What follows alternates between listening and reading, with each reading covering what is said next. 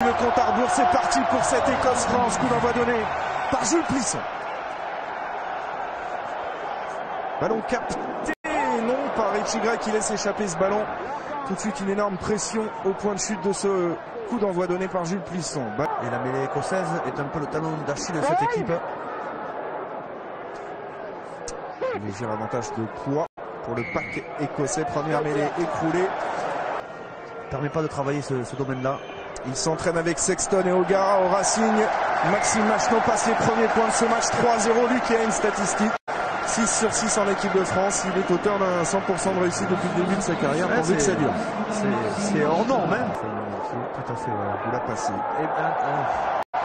Attention. 6-0. Soit très présent le seconde ligne écossais dans ce début de match. Ledlow, la chance. C'est pour l'avantage. C'est pour l'avantage. Il faut bien négocier ce ballon. Ouh là là là là là, que s'est-il passé? Yoann Huget a relâché cette balle. Est-ce que derrière Stuart Hogg a aplati? Lui, il en est convaincu. Nous, on va attendre le ralenti. Alors, il faut expliquer à nos amis téléspectateurs que c'était pour profiter de l'avantage en cours. Il ne s'est pas débarrassé du ballon de manière involontaire. Il a cherché. Il s'est mal parlé à la réception entre Dulin. C'est Hogg qui a tapé. C'est Hogg qui a tapé. C'était ça pour lui. Regardez, Dulin Huget se gêne. Derrière, on n'a pas le contrôle du ballon. Et c'est dehors. Alors, est-ce que Yoann Huget n'a pas aplati avant? Il faudrait revoir un autre angle. Fabien. Alors, Monsieur Collard. Fred Godard qui nous a retrouvé l'image. Et heureusement qu'il est là, Fred, pour nous recaler. Au bleu, alors qu'on va évacuer Johnny Beatty du terrain dans quelques secondes. C'est fait pour Maxime Machenaud. France 9. Un jeu prêt au milieu du terrain. Un jeu à 0 passe avant de libérer le ballon sur l'extérieur. Oh, c'est bien fait ce retour intérieur sur Seymour.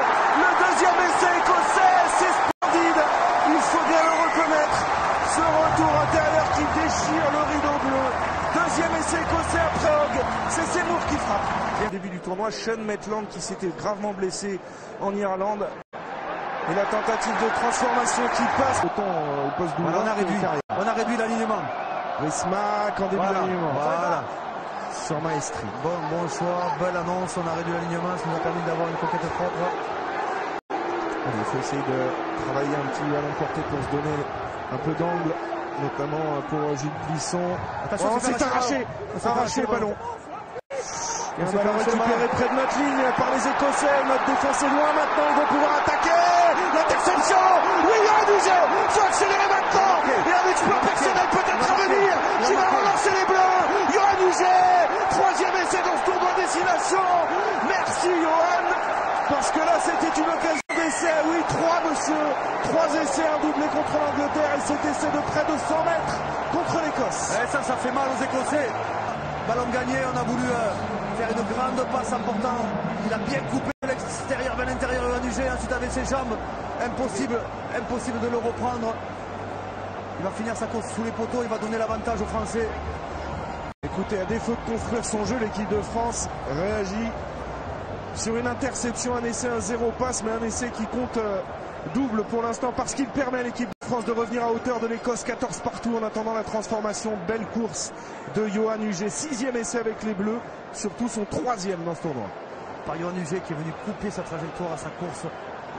Et Machenaud redonne l'avantage, voire plus de réussite que Ledlow. 42 mètres, légèrement... Ledlow avait 45 mètres en fer. Ouais, mais lui il a un plus gros coup de pied, souvent moins précis. Mais là ça va passer. Duncan Ware qui permet à l'Écosse de reprendre les commandes de ce match. Le ballon à son tour, c'est Guillaume Guirado qui s'y colle. Il y a du vent, Allez, tranquille Jean-Marc. Allez, prends le temps. Sur le coup de pied.